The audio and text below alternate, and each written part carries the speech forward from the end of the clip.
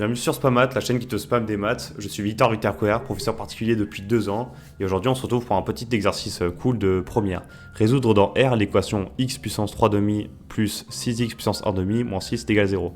Alors là, normalement, panique. Tu vois une équation avec des x 3 demi, des fractions et tout machin, tu te dis, mais wesh, mais j'ai jamais vu ça.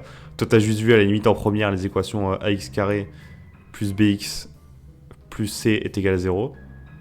Et voilà, c'est tout, on s'arrête là, quoi. mais, mais du coup, j'ai mieux. Et comment on fait finalement? C'est cool aussi de sortir un peu des exercices que tout le monde a vu. Là, comment on fait? Déjà, il y a un truc que j'aimerais beaucoup que tu saches. Je vais mettre un peu un encart.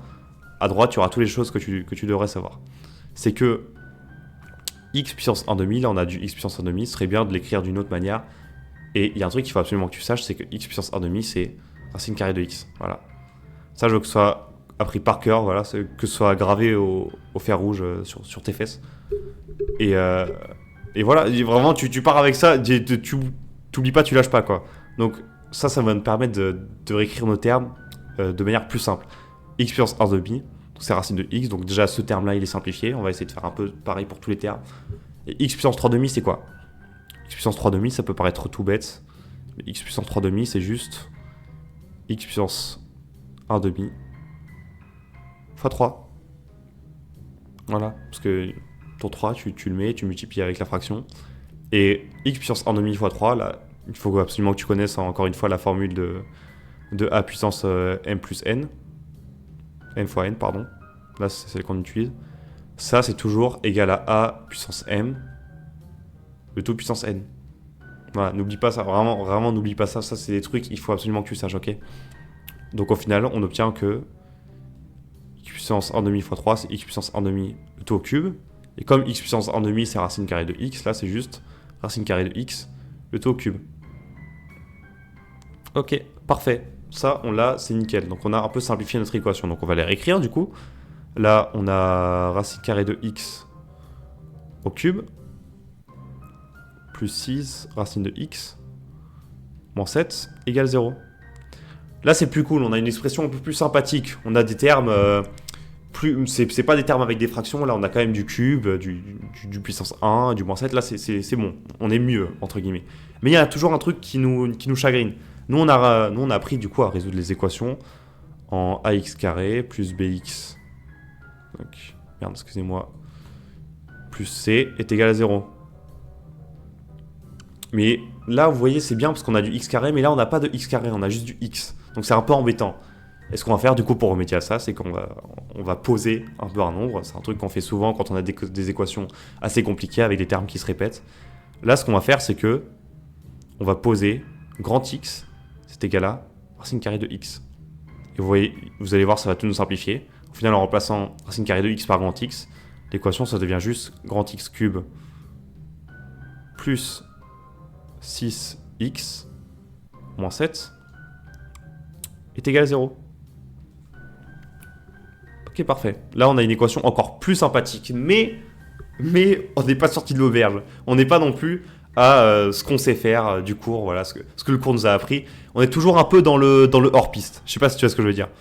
Parce que là, on a du x cube, ici, là. Et nous, on n'a pas appris à résoudre les équations avec du x cube, voilà. On a appris qu'avec du x carré, c'est étrange.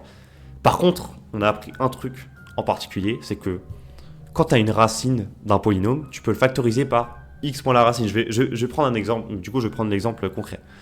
Qu'est-ce qu'on peut remarquer de cette équation? Est-ce qu'on ne pourrait pas trouver des solutions évidentes, c'est-à-dire des nombres qui vérifient un peu au hasard, un peu en tâtonnant, des nombres qui vérifient l'équation? Bah là on cherche, je sais pas, tu peux par exemple tester moins 1 ça fait moins 1, moins 6, moins 7, non, ça vaut pas 0. Par contre en testant 1 par exemple, 1 au cube plus 6 fois 1 moins 7, bah ça fait 0. Ça fait 0. 1 plus 7 moins 7, ça fait 0. Donc c'est bon en fait. 1, c'est racine du polynôme. Donc 1, c'est une solution de l'équation. À partir de là, qu'est-ce qu'on en déduit? Bah justement, la propriété magique qui va nous aider, elle nous dit que si 1 est une racine, bah le polynôme, pardon, il est factorisable par x moins 1. Donc c'est ce qu'on va faire. Là, on réécrit juste le polynôme là d'une différente manière. Mais là, on aura du x-1 fois quelque chose. Après, il faut deviner l'autre polynôme. Ce sera quoi l'autre polynôme? On va essayer, donc ce qu'on va essayer de faire, c'est qu'on va essayer de faire un peu l'inverse. On va essayer de reconstituer le polynôme de base avec du polynôme factorisé. Alors là, on va se poser plusieurs questions. Comme on doit obtenir ce polynôme-là à la fin, on doit se dire x fois combien c'est égal à x cube. X carré. X fois x carré, c'est égal à x cube. Là, jusque-là, il n'y a pas trop de difficulté. Ensuite, qu'est-ce qu'on a? Déjà, ici, on a du moins x carré. Donc, à la fin, quand on développera ça, on aura du moins x carré. Mais ici, on n'a pas de terme en x carré. Là, vous voyez, rien. Ça passe directement du x cube à 6x. Donc, il faudrait un peu supprimer le x carré. Et comme là, on a du moins x carré, il faudrait rajouter du x carré. Pour qu'on ait un terme nul en x, juste en x carré. Et comment est-ce qu'on fait pour faire un moins x carré plus quelque chose? Comment est-ce qu'on fait pour avoir du x carré, pardon, à partir de x? Juste on fait fois x en fait. Tu fais x fois x, ça fait x carré. Et si tu additionnes à ce moins x carré, bah, ça fait 0. Ok, donc là on a notre terme en x. Ensuite, qu'est-ce qu'on aura? Là on a du moins x.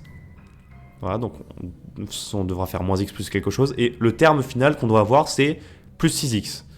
Moins x plus quelque chose, c'est égal à 6x. Bah du coup, c'est 7x. Voilà. Quand on va développer ça, ça doit valoir 7x. Donc ici, c'est juste 7. Voilà. Parce que 7 fois x moins x, ça fait 6x. On a bien retrouvé ça. Voilà. Et la dernière étape, en vrai de vrai, on l'a déjà. On peut vérifier. C'est là que tu vois que tu as réussi. C'est cool. C'est que si tu fais moins 1 fois 7, ça fait bien moins 7. Et c'est là que tu es content, tu vois que tu as réussi ta factorisation. Donc au final, l'équation, c'est juste x moins 1 facteur de x carré plus 7, plus x, pardon, plus 7, c'est égal à 0. Parfait. Et là, normalement, s'il te plaît, tu sais faire. Normalement, là, tu sais, il n'y a plus besoin de moi, entre guillemets. Tu es censé tout maîtriser parfaitement. C'est quoi ça? Ça, c'est une équation de produit nul, ça. Ça, c'est la fameuse forme a fois b est égal à 0. Et quand tu as a fois b est égal à 0, bah soit a est égal à 0, soit c'est b qui est égal à 0. Et là, c'est ce qu'on va faire. On va écrire ça en séparant les cas. Donc là, on a ce truc égal à 0. Donc là, t'es x moins 1 est égal à 0. Ou x carré plus x plus 7 est égal à 0. Et là, normalement, tu sais faire. Là, il n'y a pas de souci. X moins 1 égale 0, bon, c'est x égale 1. Ça, c'est la solution qu'on a déjà eue, donc ça ne nous sert pas trop. Ce qui va nous intéresser, c'est celle-là. C'est quoi les solutions de ça? Bah, déjà, on commence par faire delta. Du coup, équation de second degré. Il n'y a pas l'air d'avoir de racine évidente, donc inutile de factoriser. Donc, on va faire ça. Du coup, on teste. Delta. C'est égal à quoi? C'est égal à... Là, le b, c'est 1. Donc, c'est égal à 1 carré. Moins 4 fois 1 fois 7. Voilà, 1 carré, ça fait 1. Et 4 fois 1 fois 7, ça fait... Si je suis pas trop mauvais en calcul... Oh, mais je connais pas mes tables de multiplication, c'est un peu long. Ça fait 28. Voilà. Ça fait 28. Et ça fait moins 27. Ah, delta, il est négatif. Delta, il est strictement inférieur à 0. Ça veut dire quoi, ça? Ça veut dire que il n'y a pas de solution réelle. Ça veut dire que cette équation-là, x carré plus x plus 7 égale 0, elle n'a pas de solution dans R. Parce que oui, on résout dans R, là. Elle n'a pas de solution. Donc cette partie-là, entre guillemets, là, la première partie, du coup, elle a donné x égale 1. Et cette partie-là, elle donne rien du tout. Elle donne... juste si on prend cette équation-là, c'est l'ensemble vide. Mais je ne vais pas marquer l'ensemble vide parce qu'on prend en compte toute l'équation. Juste retenez que ça sert à rien. Et du coup, qu'est-ce qui se passe quand on fait le global? Bah, au final, la seule solution possible, c'est 1. Donc là, on fait notre petit S avec la petite accolade qui fait plaisir aux profs de maths. Et on écrit S égale 1. L'ensemble de solutions est égal à 1. D'ailleurs, si tu es vraiment rigoureux, si tu veux vraiment être le big boss, vraiment que le prof de maths il t'aime et tout, genre il se marie avec toi et tout, là tu mets un petit soit S, l'ensemble des solutions de l'équation. Pour bien indiquer à ton prof c'est quoi S, pour pas que tu sortes ton S de nulle part.